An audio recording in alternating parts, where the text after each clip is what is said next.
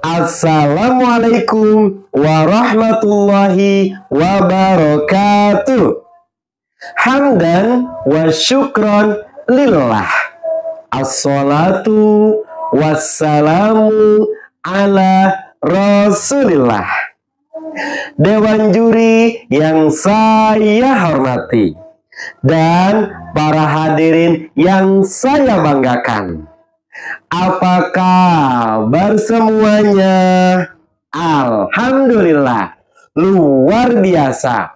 Allahu Akbar. Masya Allah, semangat sekali ya. Saya doakan semoga semuanya dalam keadaan sehat dan panjang umur serta dimudahkan rizki dan urusannya. Amin. Oh iya, perkenalkan nama saya Kak Mul.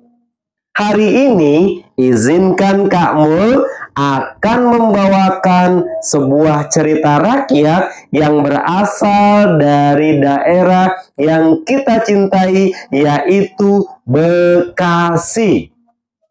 Tema yang akan kakak sampaikan adalah, ayo tebak. Temanya adalah asal-usul Kali Bekasi. Cerita ini memang tidak seluruhnya ada dalam catatan sejarah. Cerita ini berasal dari tradisi lisan masyarakat, yaitu dari mulut ke mulut. Akan tetapi, nilai pesan moral dalam cerita ini patut kita jadikan pelajaran, patut kita jadikan teladan. Nah, bagaimana nih ceritanya? Udah penasaran? Baik, sebelum kita mulai ceritanya, kita awali dengan membaca Bismillah. 1, 2, 3. Bismillahirrahmanirrahim. Cerita dimulai. Pada zaman dahulu, di sebuah daerah Bekasi, warganya hidup sangat sederhana. Mereka ada yang bertani, cangkul yang dalam, menanam jagung di kebun kita. Ada yang menanam padi, ada yang menanam bayam, ada yang menanam kangkung. Wah, selain itu mereka juga punya ternak. Di antaranya tuplak, tuplak, tuplak. Nah, di antaranya beternak sapi. Ada juga beternak kambing. Nah, teman-teman, dewan juri dan ayah bunda, satu ketika terjadilah kemarau yang sangat panjang. Warga di Bekasi mengeluh, "Ya Allah, kenapa musim kering sangat panjang? Kami tidak bisa bercocok tanam." Seorang kakek juga mengeluh, "Iya, kita nggak bisa menanam jagung, menanam padi, nggak ada sumber airnya." Seorang anak kecil juga mengeluh, "Ya Allah, kasihan ayah dan ibu aku tidak bisa bertani karena musim kering yang sangat berkepanjangan." Nah, teman-teman dan para hadirin yang berbahagia, di saat warga mengalami kesulitan karena kemarau yang cukup panjang, sawah-sawah mereka retak dan tidak ada sumber air untuk mereka bertani. Datanglah seorang yang sangat mulia, yang sangat bijaksana. Beliau adalah Syekh Qura. Syekh Qura datang di tengah-tengah masyarakat, lalu berkata kepada masyarakat, "Assalamualaikum warahmatullahi wabarakatuh." Waalaikumsalam warahmatullahi wabarakatuh. Waalaikumsalam warahmatullahi wabarakatuh. Waalaikumsalam warahmatullahi wabarakatuh. Syekh Qura melanjutkan perkataannya. Wahai saudara-saudaraku, saya tahu keadaan kalian semua. Kalian mengalami musim kemarau yang cukup panjang. Kalian tidak bisa bertani lagi. Nah, saudara-saudaraku, janganlah berputus asa. Kita harus lebih semangat berdoa kepada Allah Subhanahu wa Ta'ala. Wahai Syekh Qura, bagaimana cara kami berdoa kepada Allah? Iya, bagaimana cara kami berdoa kepada Allah?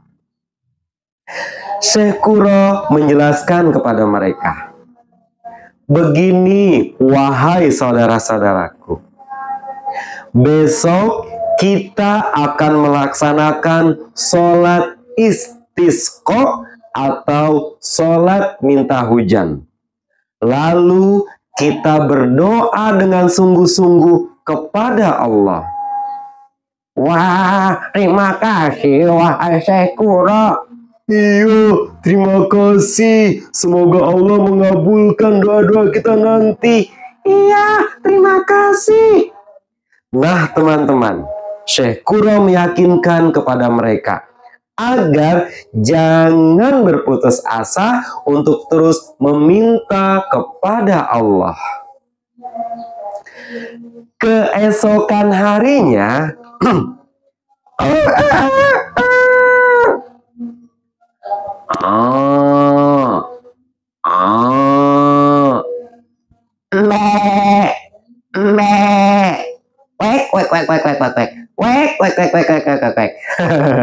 keesokan harinya, warga berbondong-bondong menuju ke lapangan. Mereka ada yang membawa sajadah dan berpakaian sederhana. Wahai saudara-saudaraku, cucu-cucuku, menantuku, ayo semuanya berangkat ke lapangan. Kita sholat minta hujan. Iya, ayo teman-teman, semuanya kita kumpul di lapangan, kita sholat minta hujan. Baiklah, aku siap-siap dulu ya. Mereka berwudu seadanya. Lalu teman-teman, mereka semua berkumpul. Dan yang menjadi imam adalah Syekh Qura, memimpin sholat. Teman-teman, di saat mereka sholat, di saat mereka berdoa dengan khusyuk,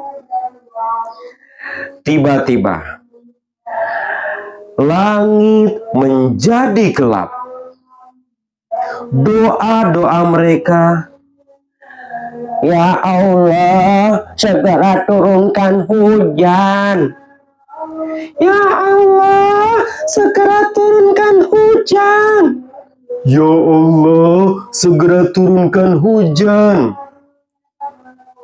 Doa-doa yang dipimpin oleh Syekh Qura, alhamdulillah dikabulkan oleh Allah. Langit menjadi gelap. Dan tidak lama, ceker, ceker, petir menyambar. Lalu gerimis pun turun. Tik, tik, tik, bunyi hujan di atas genting. Masya Allah, air turun makin banyak. Biur, biur, biur, membasahi tanah Bekasi yang kering, membasahi sawah-sawah di Bekasi yang sudah retak. Masya Allah teman-teman, hujan turun sangat deras. Hujan turun cukup lama. Bukan hanya membasahi bumi, tetapi membelah tanah sehingga menjadi aliran. Dan aliran itu semakin membesar, membesar, melebar, melebar, memanjang, memanjang dari Karawang sampai Bekasi.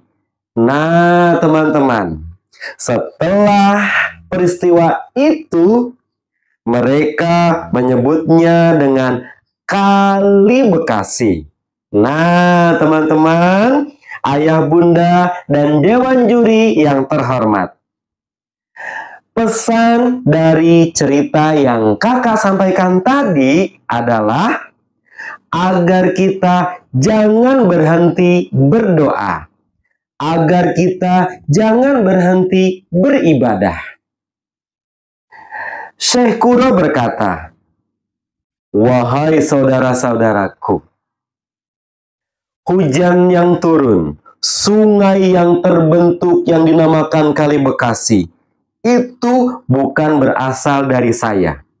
Itu berasal dari doa yang dihasilkan dari doa-doa kita, yang dihasilkan dari ikhtiar permohonan kita. Jadi kita harus selalu bersyukur kepada Allah.